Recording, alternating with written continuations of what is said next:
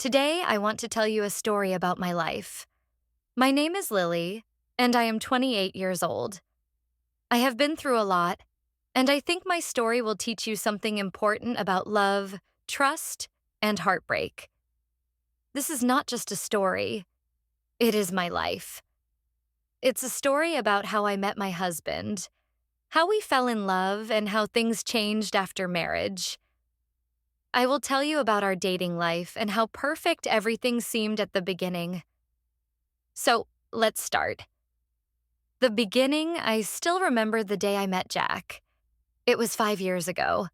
I was working at a small cafe in New York City. Jack walked in wearing a black suit, holding a leather briefcase.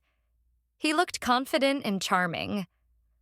I was at the counter and he smiled at me. His smile was warm and friendly, the kind that could make anyone's day better. He ordered a cappuccino, and when I handed it to him, he said, "Thank you.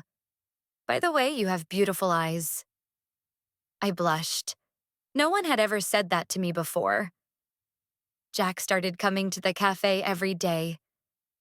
Sometimes he brought flowers for me, small ones like daisies or tulips. At first, I thought he was just being kind, but then he asked me out for dinner. I was nervous but excited. He took me to a cozy Italian restaurant. Over pasta and wine, we talked for hours. He told me he worked in marketing and loved his job. He listened to me like no one else ever had. He made me feel special. For the next 2 years, Jack and I were inseparable. He would surprise me with handwritten notes, take me on long drives, and bring me my favorite chocolates. On weekends, we went to the beach or watched movies at his place. One evening, while we were walking in the park, Jack stopped and said, "Lily, you're the best thing that has ever happened to me. I can't imagine my life without you." Then he got down on one knee and took out a ring. "Will you marry me?" he asked. Tears filled my eyes and I said, "Yes." It was the happiest moment of my life. We got married 6 months later. It was a beautiful summer day. I wore a white lace gown and Jack looked handsome in a navy blue suit. All our friends and family were there. We danced under the stars, laughing and holding each other close. Jack whispered in my ear, "I promise to love you forever." I believed him. For the first 2 years, our marriage was like a dream. We bought a small apartment and decorated it together.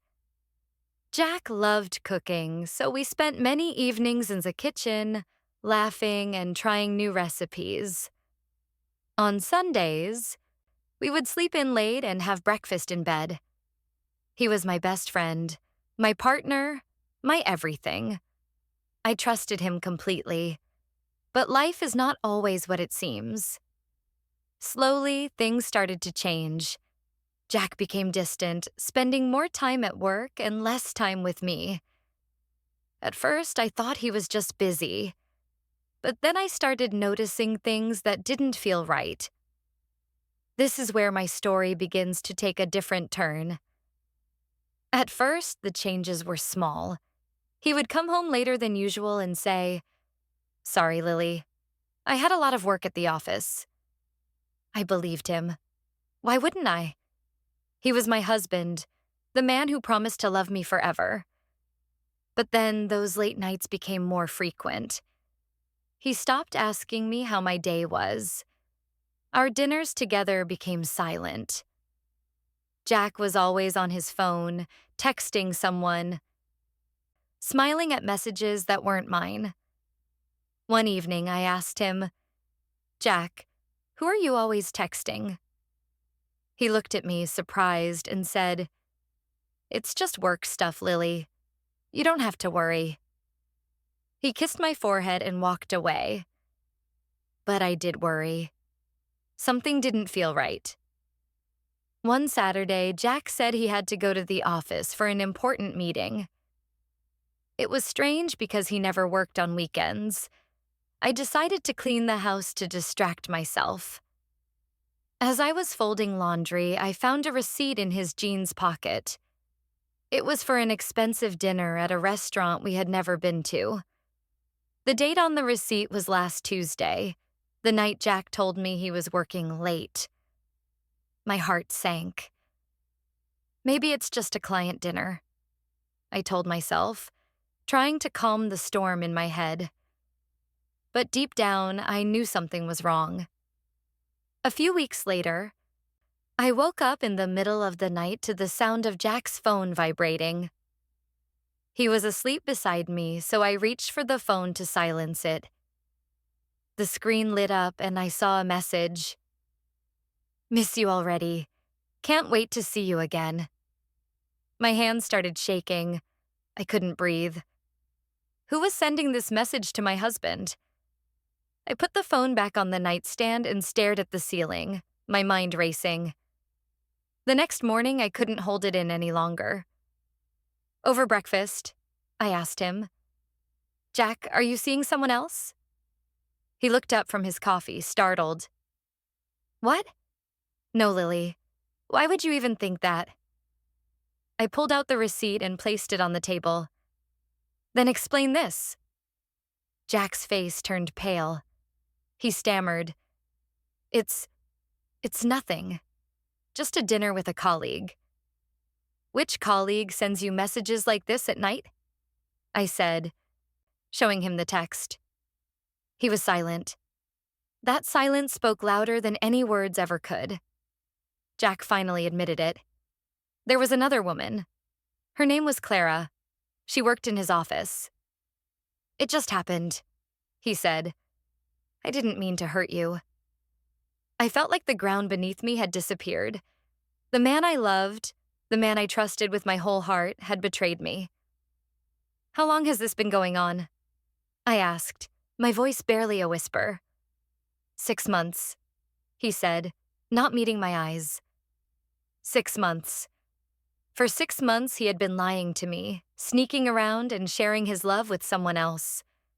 The days that followed were the hardest of my life. I couldn't eat. I couldn't sleep. Everywhere I looked, I saw reminders of Jack. Our wedding photo on the wall, the coffee mug he used every morning, the couch where we used to cuddle and watch movies. I cried until I couldn't cry anymore. My heart felt shattered into a million pieces. One evening, I sat alone in the bedroom, holding my wedding ring in my hand. I thought about all the promises Jack had made to me. I promised to love you forever. But those promises meant nothing now. I kept asking myself, why wasn't I enough? What did I do wrong? Could I have done something to stop this? But then I realized something important. It wasn't my fault. Jack's choices were his own. As the saying goes, once a cheater, always a cheater. The hardest moment came when I saw them together. I was walking to the grocery store when I spotted Jack sitting at an outdoor cafe with Clara. He was laughing, holding her hand, looking at her the way he used to look at me. It felt like someone had punched me in the stomach. I turned around and walked away, tears streaming down my face. That night, as I sat alone in the apartment, I realized I had a choice. I could let this pain destroy me, or I could find a way to rebuild my life. I looked at myself in the mirror and said, "Lily, you deserve better." I sat alone in our small apartment, the silence pressing against me like a weight I couldn't lift. Jack had packed his things and left. The emptiness was overwhelming, but it was also a chance to find myself again.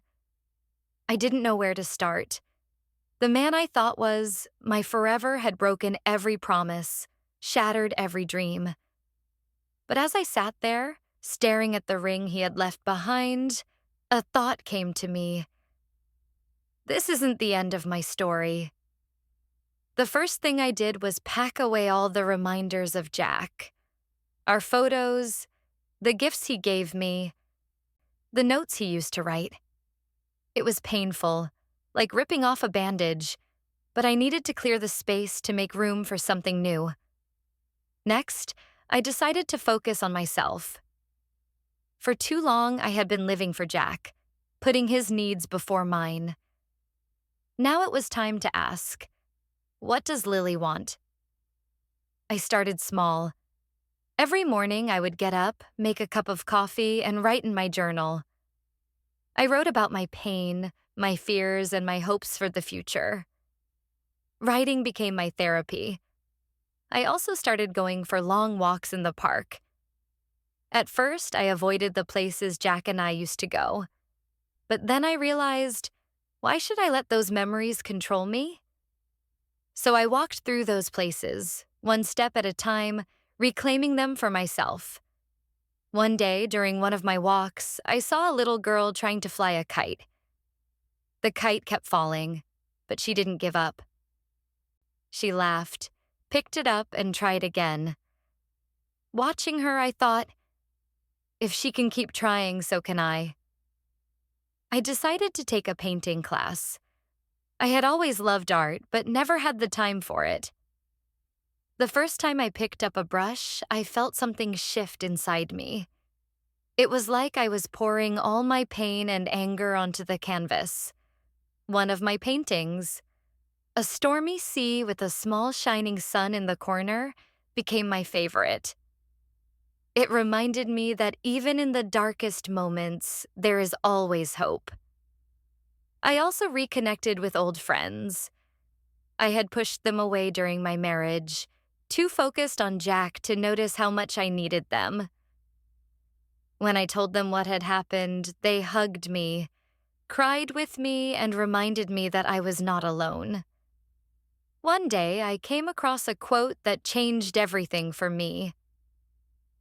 Holding on to anger is like drinking poison and expecting the other person to die. I realized I needed to forgive Jack, not for his sake, but for mine. Holding on to the pain was only hurting me. So I wrote him a letter. I didn't send it, but I wrote everything I wanted to say. I forgive you, Jack, not because what you did was okay, but because I deserve peace. After writing that letter, I felt lighter. As the months went by, I started to love myself again. I looked in the mirror and saw a strong, beautiful woman staring back at me. I wasn't the same Lily who had cried herself to sleep every night. I was someone new, someone stronger. I started setting goals for myself. I wanted to travel, learn new skills, and meet new people. I even started a blog to share my journey, hoping it might inspire others who were going through similar pain. One evening, as I was writing a blog post, a thought struck me. Sometimes life breaks you so it can rebuild you into someone stronger. Pain is a powerful teacher. It showed me my strength, my resilience, and my worth. It taught me that I didn't need anyone else to complete me. I was already whole. A year after Jack left, I took a solo trip to Italy. I stood in front of the Colosseum, a place I had always dreamed of visiting, and felt a sense of freedom I had never known before. I smiled, not because my life was perfect, but because I had finally learned how to be happy on my own. Motivational lessons for everyone. 1. You are stronger than you think. Life will knock you down, but every time you rise, you become more powerful. 2. Pain is a teacher, not a punishment. Use it to grow and become the best version of yourself. 3. Let go of what hurts you. Forgiveness is not about them. It's about freeing yourself. 4. Love yourself first. You can't pour from an empty cup. Take care of your heart, mind, and soul. 5. Your story isn't over. Every ending is a new beginning. And remember, the comeback is always stronger than the setback. This is the story of how I lost myself, found myself, and became someone I am proud to be. Life isn't about waiting for the storm to pass. It's about learning to dance in the rain. Thank you for joining me on this journey to learn English. If you enjoyed the story and found it helpful, please give it a like and hit the subscribe button to stay updated with more tips and stories. Let's keep learning and growing together.